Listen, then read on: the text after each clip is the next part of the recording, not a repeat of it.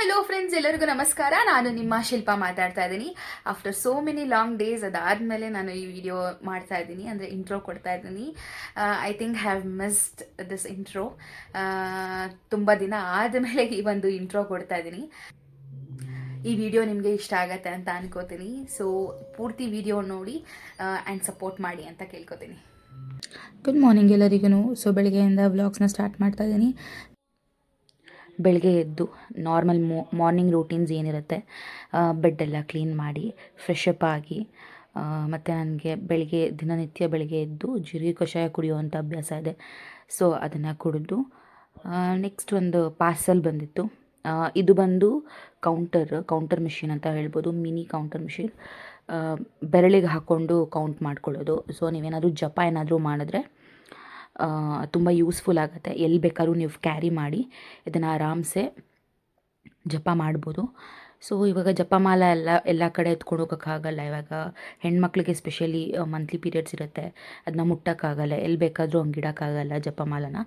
So ಅಂಥವರು ಇದನ್ನು use ಮಾಡ್ಬೋದು. ಎಲ್ಲಾದರೂ ಹೊರ್ಗಡೆ ಹೋಗ್ಬೇಕಂದ್ರೂ ಇದನ್ನು ತೊಗೊಂಡು ಯೂಸ್ ಮಾಡ್ಬೋದು.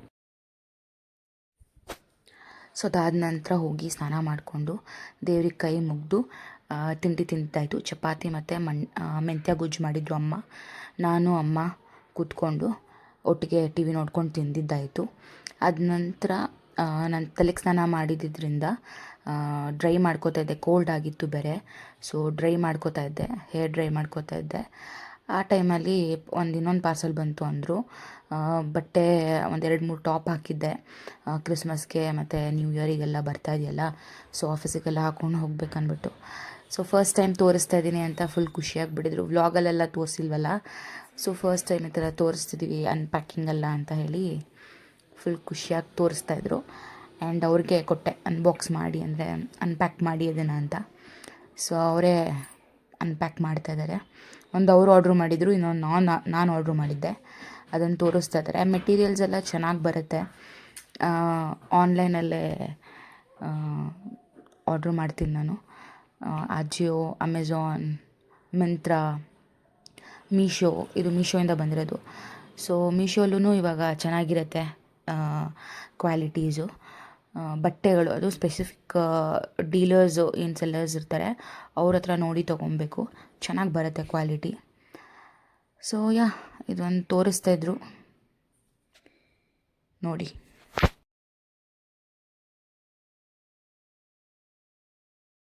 ತುಂಬ ಚೆನ್ನಾಗಿದೆ ಬಟ್ಟೆ ಕ್ವಾಲಿಟಿ ಚೆನ್ನಾಗಿದೆ ಫ್ರೆಂಡ್ಸ್, ಚೆನ್ನಾಗಿದೆ ಕ್ವಾಲಿಟಿ. ಲೇಸ್ ಇದೆ.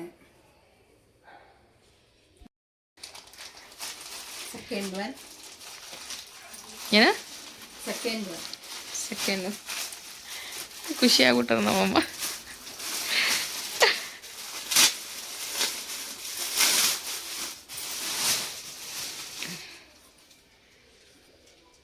ಇದನ್ನೇನು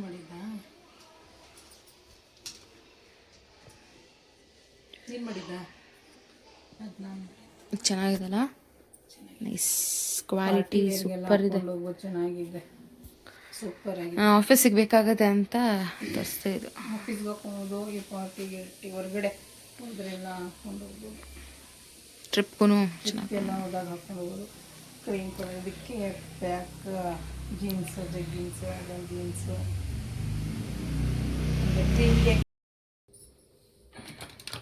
ಸೊ ರೆಡಿ ಆಗ್ತಾಯಿದ್ದೀನಿ. ಸ್ವಲ್ಪ ಶಾಪಿಂಗ್ ಇದೆ ಎಲ್ಲ ತೊಗೊಂಡು ಬರೋಕ್ಕೆ. ಸೊ ರೆಡಿಯಾಗಿ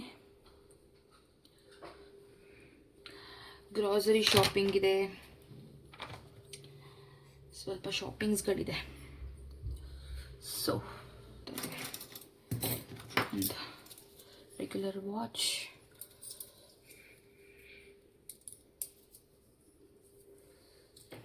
ನಾರ್ಮಲ್ ಬ್ರೇಸ್ಲೆಟ್,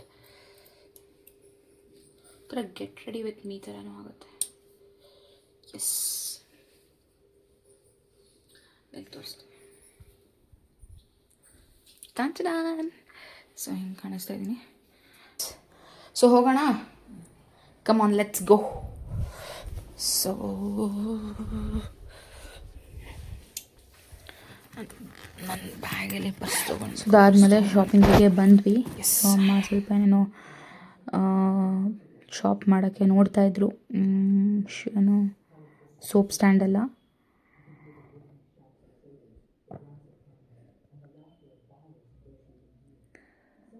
ತುಂಬ ಬಿಸಿಲಿತ್ತು. ಅದಾದಮೇಲೆ ಫ್ರೂಟ್ಸ್ ಶಾಪಿಗೆ ಬಂದ್ವಿ. ಎಲ್ಲ ಏನೇನು ಫ್ರೂಟ್ಸ್ ಬೇಕು ಅದನ್ನೆಲ್ಲ ತೊಗೊಂಡ್ರು. ಲೈಕ್ ಅಂದರೆ ವೀಕ್ಲಿ ಶಾಪಿಂಗ್ ಅಂತಲೇ ಹೇಳ್ಬೋದು ಗೈಸ್. ಏನೇನು ಒಂದು ವಾರಕ್ಕೆ ಬೇಕು ಫ್ರೂಟ್ಸು ವೆಜಿಟೇಬಲ್ಸ್ ಎಲ್ಲ ತೊಗೋತಾರೆ. ಆ್ಯಂಡ್ ಏನಾದರೂ ಇನ್ ಕೇಸ್ ಏನು ಮಂತ್ ಆಲ್ಮೋಸ್ಟ್ ಮಂತ್ ಬಿಗಿನಿಂಗ್ ಎಂಡಲ್ಲಿ ರೇಷನ್ಸ್ ಎಲ್ಲ ಏನಾದರೂ ಖಾಲಿ ಆಗಿದ್ದರೆ ಅಂತ ಅಂದರೆ ಯೂಶ್ವಲಿ ಅಮ್ಮ 1.5 ತಿಂಗಳು ಹತ್ತತ್ರಕ್ಕೆ 1.5 ತಿಂಗಳು 2 ತಿಂಗಳಿಗಾಗಷ್ಟು ಒಂದು ಸತಿ ಹೋದರೆ ರೇಷನ್ ತಂದುಬಿಡ್ತಾರೆ. ಅದು ಖಾಲಿ ಆಗಿರುತ್ತೆ, ಚೂರು ಚೂರು ತರಬೇಕಾಗತ್ತೆ. ಅಂಥ ಟೈಮಲ್ಲಿ ರೇಷನ್ಸ್ ಏನಾದರೂ ಇದ್ದರೆ ತೊಗೊಂಬರ್ತೀವಿ. ಸೊ ಇವಾಗ ಹಣ್ಣು ಆಯಿತು, ಫ್ರೂಟ್ಸ್ ಎಲ್ಲ ಆದಮೇಲೆ ಈ ಕಡೆಯಲ್ಲಿ ವೆಜಿಟೇಬಲ್ಸ್ ಇದಕ್ಕೆ ಬಂದಿದ್ದೀವಿ ಪಕ್ಕದಲ್ಲೇ. ಏನೇನು ಬೇಕೋ ಅದನ್ನು ಕೂಡ ತೊಗೋತಾ ಇದ್ದಾರೆ.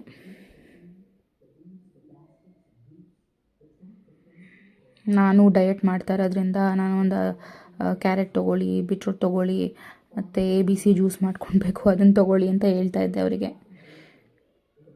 ಸೊ ಅದನ್ನೆಲ್ಲ ತೊಗೊಂಡು ಡಯಟ್ಗೂ ಬೇಕಾಗತ್ತೆ ಅಂತ ಹೇಳಿ ಎಲ್ಲ ಏನೇನು ಅವಶ್ಯಕತೆ ಇದೆ ಅದನ್ನು ತೊಗೊಂಡು ಬಂದಿದ್ದಾಯಿತು.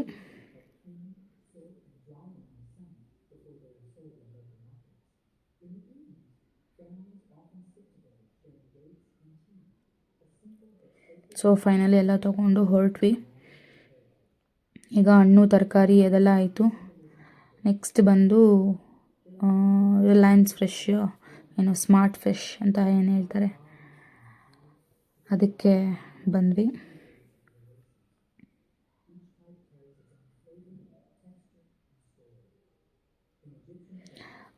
ಚಳಿ ಅಂತ ಹೇಳ್ತೀವಿ ಬೆಂಗಳೂರಲ್ಲಿ, ಬಟ್ ಬಿಸಿಲು ಹಾಗೆ ಇದೆ. ಮಧ್ಯಾಹ್ನದ ಹೊತ್ತು ತುಂಬ ಬಿಸಿಲು ಇದೆ.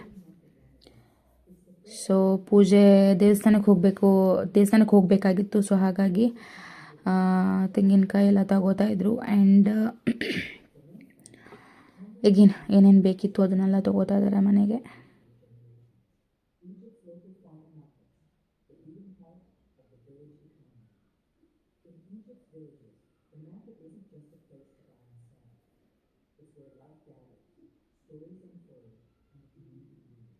ಇದೊಂದು ಡಯೆಟ್ಗೆ ಅಂತ ಮಿಲ್ಕಿ ಮಿಸ್ಟ್ ಅವ್ರದ್ದು ಒಂದು ಯೋಗಟ್ ತೊಗೊಂಡೆ ನಾನು. ನನಗೇನು ಬೇಕು ನಾನು ಅದನ್ನು ತೊಗೋತಾ ಇದ್ದೆ. ನಾವು ಅಮ್ಮ ಅದು ತೊಗೊತೀಯ ಅಂತ-ಇದ್ರು.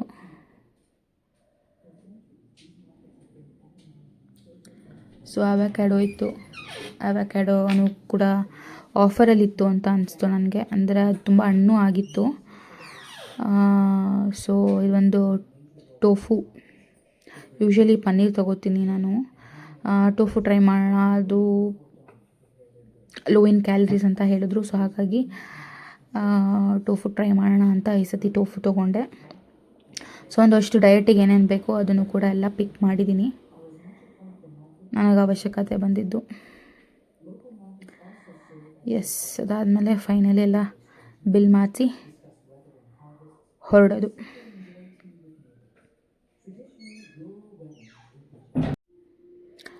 ಸೊ ಅದಾದ ನಂತರ ಇದೊಂದು ಪ್ರಿಂಟೌಟ್ ಬೇಕಿತ್ತು. ಅದನ್ನು ಹೋಗಿ ಪ್ರಿಂಟೌಟ್ ಹಾಕ್ಸ್ಕೊಂಡು ಬಂದೆ. ನಾವು ಅಮ್ಮಂಗೆ ತೋರಿಸ್ತಿದ್ದೆ, ನೋಡು ಮಮ್ಮಿ ಹಿಂಗೆ ಬಂದಿದೆ ಅಂತ. ಸೊ ಅದರ ಬಗ್ಗೆ ಮಾತಾಡ್ತಾ ಇದ್ವಿ. ಅದಾದಮೇಲೆ ತಂದಿರುವಂಥ ರೇಷನ್ಸ್ಗಳು ಮತ್ತು ಏನು ಐಟಮ್ಸ್ ಎಲ್ಲ ಇತ್ತು, ಫ್ರೂಟ್ಸು ವೆಜಿಟೇಬಲ್ಸ್ ಎಲ್ಲ, ಅದನ್ನೆಲ್ಲ ತೆಗ್ದು ಪ್ಯಾಕ್ ಮಾಡ್ಕೊಂಬಂದಿದ್ವಿ. ಇವಾಗೆಲ್ಲ ಅನ್ಪ್ಯಾಕ್ ಮಾಡ್ತಾಯಿದ್ದೀವಿ. ಸೊ ಅದನ್ನೆಲ್ಲ ಅದರ ಪ್ಲೇಸಿಗೆ ತೊಗೊಂಡೋಗಿಡ್ಬೇಕಿತ್ತಲ್ಲ. ಸೊ ಹಾಗಾಗಿ ಆ ಕೆಲಸ ಕೂಡ ನಡೀತಾ ಇತ್ತು.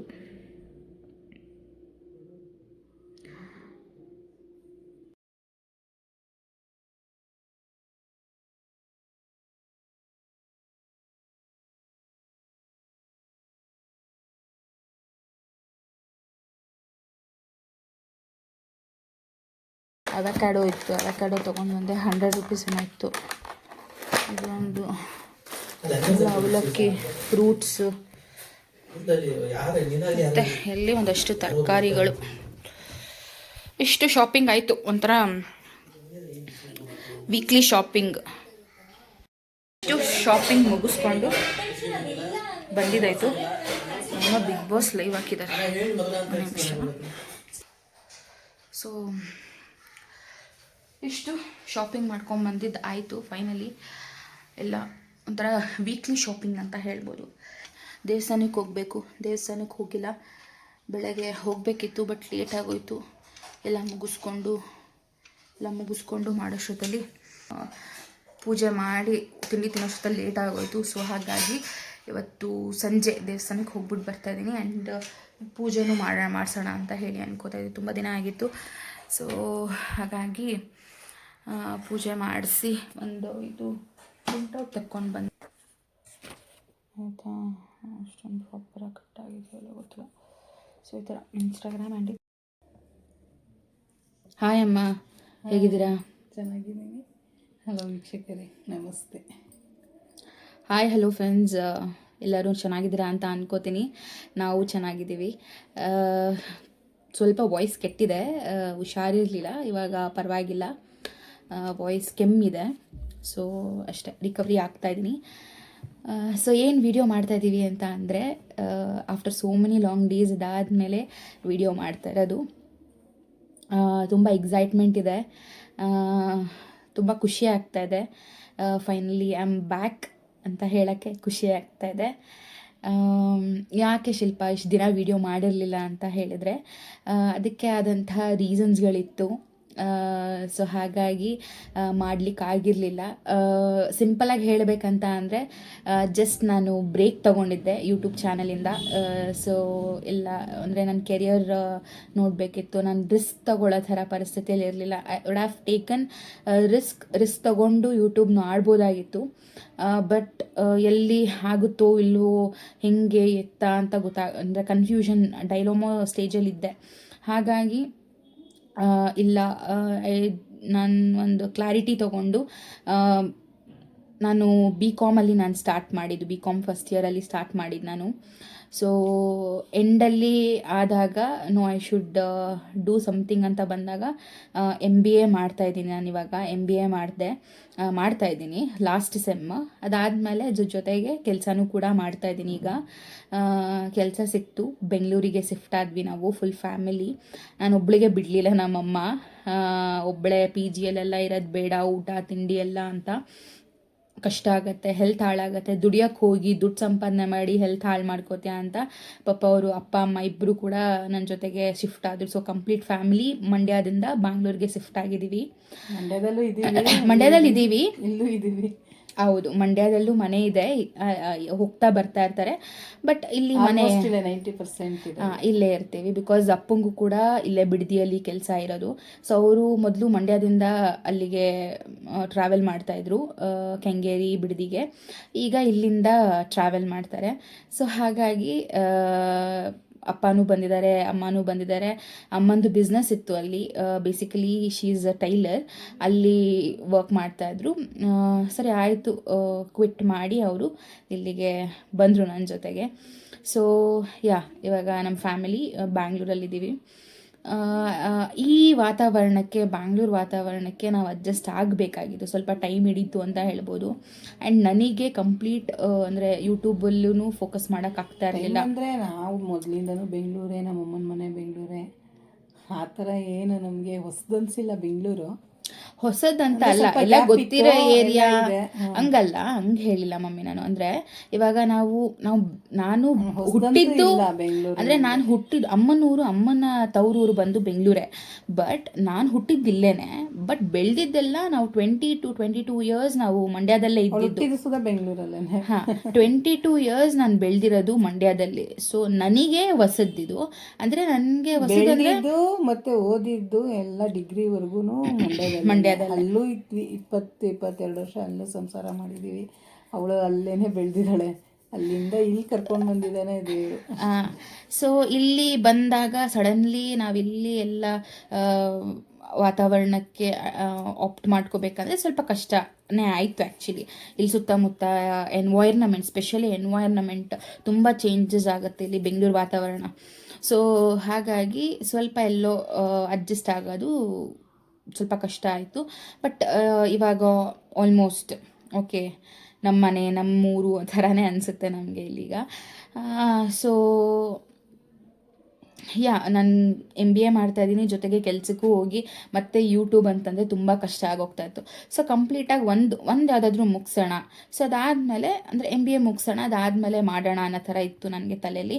ಸೊ ಹಾಗಾಗಿ ಆಲ್ಮೋಸ್ಟ್ ಬ್ರೇಕ್ ತೊಗೊಂಡಿದ್ದೆ. ನನಗೂ ಅಂದರೆ ನಾನು ಕಂಪ್ಲೀಟಾಗೆ ಅಲ್ಲಿ ವಾತಾವರಣಕ್ಕೆ ಅಡ್ಜಸ್ಟ್ ಆಗೋಣ, ಅಲ್ಲಿ ಏನು ಎಕ್ಸ್ಪೀರಿಯನ್ಸ್ ಇರುತ್ತೆ ಅದನ್ನೆಲ್ಲ ಫುಲ್ಫಿಲ್ಲಾಗಿ ಫುಲ್ಲಾಗಿ ಎಕ್ಸ್ಪೀರಿಯನ್ಸ್ ಮಾಡೋಣ ಅನ್ನೋದಿತ್ತು ನನಗೆ. ಕೆಲಸಕ್ಕೆ ಹೋಗು ಬಾ, ಓದ್ಕೋ, ಎಕ್ಸಾಮ್ಸು ಇಂಟರ್ನಲ್ಸು ಈ ಥರನೇ ಇತ್ತು ನನ್ನದು ಸಿಚುವೇಶನ್ಸು. ಸೊ ಹಾಗಾಗಿ ಎಲ್ಲೂ ಇದಕ್ಕೆ ಟೈಮ್ ಕೊಡಲಿಕ್ಕಾಗಲಿಲ್ಲ. ಬಿಕಾಸ್ ಫ್ಯಾಮಿಲಿಗೆ ಟೈಮ್ ಕೊಡಬೇಕಾಗಿತ್ತು, ಅವ್ರಿಗೆ ಅಲ್ಲಿ ಇಲ್ಲಿ ಕರ್ಕೊಂಡು ಹೋಗೋದು ಅದು ಫ್ಯಾಮಿಲಿ ಟೈಮ್ ಕೊಡಬೇಕಾಗಿತ್ತು ಅನಿಸ್ತು ನನಗೆ. ಹಾಗಾಗಿ ಆ ಒಂದು ಎಕ್ಸ್ಪೀರಿಯನ್ಸ್ ಮಾಡೋಣ ಅಂತ ಹೇಳಿ I took a break. So ಇವಾಗ ಫೈನಲಿ MBAನೂ ಕೂಡ ಮುಗಿತಾ ಬಂತು. ಲಾಸ್ಟ್ ಸೆಮ್ ಇದೆ, ಫೈನಲ್ ಸೆಮ್, 4th ಸೆಮ್. ಇನ್ನು 2 ಎಕ್ಸಾಮ್ ಇದೆ ಅಷ್ಟೇ. ಆಲ್ಮೋಸ್ಟ್ 5 ಸಬ್ಜೆಕ್ಟ್ಸ್ ಏನೋ ಇತ್ತು, 6 ಸಬ್ಜೆಕ್ಟ್ಸ್ ಇತ್ತು, ಆಲ್ಮೋಸ್ಟ್ ಮುಗೀತು. ಇನ್ನು 2 ಸಬ್ಜೆಕ್ಟ್ ಇದೆ. ಸೊ ಈಗ ಸ್ಟಾರ್ಟ್ ಮಾಡಿದ್ರೆ ಒಳ್ಳೆಯದು ಅಂತ ಹೇಳಿ ಸ್ವಲ್ಪ ಫ್ರೀ ಆಗ್ತಾಳೆ, ನೆಮ್ಮದಿಯಾಗೆ ಮಾಡ್ಬೋದು ಅಂತ ಹೇಳಿ ಇವಾಗ ಮತ್ತೆ ರೀಸ್ಟಾರ್ಟ್ ಅಂತಲೇ ಹೇಳ್ಬೋದು. ಸೊ ನನ್ನ ಚಾನಲ್ ಬಂದು ಮೊದಲನೇದಾಗಿ ಏನಿತ್ತು ಅಂತಂದರೆ, ನೀವೆಲ್ಲ ನೋಡಿದಿರೋ ಹಂಗೆ ಆಲ್ಮೋಸ್ಟ್ 600+ ಸಬ್ಸ್ಕ್ರೈಬರ್ಸ್ ಇದ್ದರು ನನ್ನ ಚಾನಲಲ್ಲಿ. ಶಿಲ್ಪಾಸ್ ಚಾನಲ್ ಇನ್ ಕನ್ನಡ ಅಂತ ಹೇಳಿ ನನ್ನ ಚಾನಲ್ ಇದ್ದಿದ್ದು. ಸೊ ಅದನ್ನು ನಾನಿವಾಗ ಚೇಂಜ್ ಮಾಡಿದ್ದೀನಿ, ಬಿಕಾಸ್ ಅದು ತುಂಬ ಉದ್ದ ಇತ್ತು ಮತ್ತು ಸರ್ಚ್ ಮಾಡೋಕ್ಕೆಲ್ಲ ಸ್ವಲ್ಪ ಕಷ್ಟ ಆಗ್ತಾಯಿತ್ತು. ಶಾರ್ಟ್ ಆ್ಯಂಡ್ ಸ್ವೀಟಾಗಿ ಇಡೋಣ ಅಂತ ಹೇಳಿ. ಅದೇ ತುಂಬ ಜನ ಶಿಲ್ಪ ಆ ಥರನೇ ನೇಮ್ ಜಾಸ್ತಿ ಇಟ್ಕೊಂಡಿದ್ರು, ಕನ್ಫ್ಯೂಷನ್ ಆಗ್ತದೆ. ಅಂದರೆ ಇವಾಗಲೂ ಶಿಲ್ಪ ಅಂತಾನೆ ಇದೆ, ಇಲ್ಲ ಅಂತ ಹೇಳ್ತಲ್ಲ, ಬಟ್ ತುಂಬ ಇತ್ತು ನಾನು ನೋಡಿದ ಪ್ರಕಾರ. ಸೊ ಹಾಗಾಗಿ ಸ್ವಲ್ಪ ಚೇಂಜ್ ಮಾಡೋಣ, ಯೂನಿಕ್ ಆಗಿ ಇಡೋಣ ಅಂತ ಹೇಳಿ. ನೋಡ್ಬೋದು, ನಾನು ಫ್ರೇಮ್ ಕೂಡ ಮಾಡಿಸಿ ತಂದಿದ್ದೀನಿ. ಇದು ಉಲ್ಟಾ ಕಾಣಿಸ್ತದೆ ಅನ್ಸುತ್ತೆ, ನಿಮಗೆ ಗೊತ್ತಿಲ್ಲ.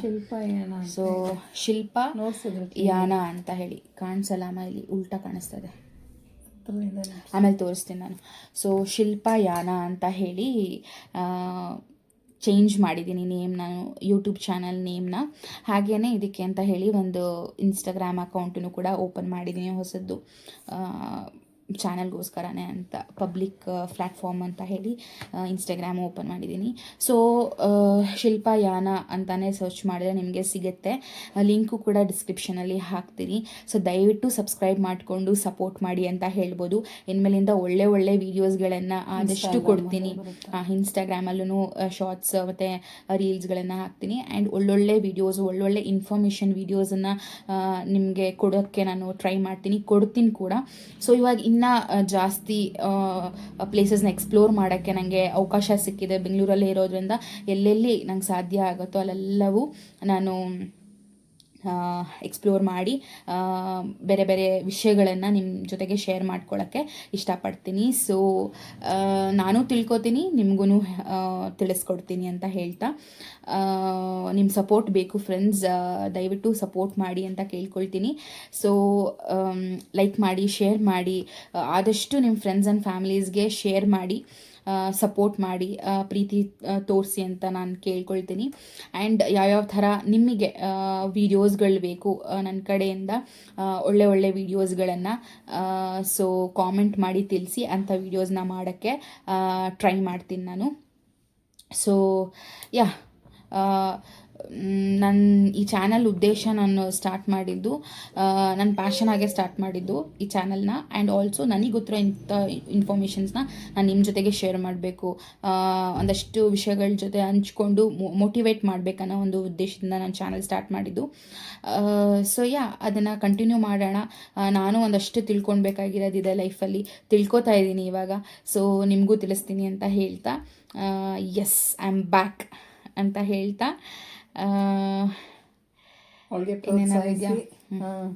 ಅವಳಿಗೆ ಪ್ರೋತ್ಸಾಹಿಸಿ ಇಷ್ಟು ದಿನ ಪ್ರೀತಿ ಕೊಟ್ಟಿದ್ದೀರಾ. ಇನ್ಮೇಲೂ ಹೀಗೇನೆ ನೋಡಿ, ಅವಳಿಗೆ ಕಾಮೆಂಟ್ ಮಾಡಿ, ಅವಳ ಬ್ಲಾಗ್ನೆಲ್ಲ ನೋಡಿ ಚೆನ್ನಾಗಿರೋ ಬ್ಲಾಗ್ ಹಾಕ್ತಾಳೆ. ನಿಮ್ಗೆ ಯಾವ ಥರದ್ದು ಬೇಕು ಅಂತ ಹೇಳಿ ಅದನ್ನು ನೋಡಿ ಹಾಕ್ತಾಳೆ.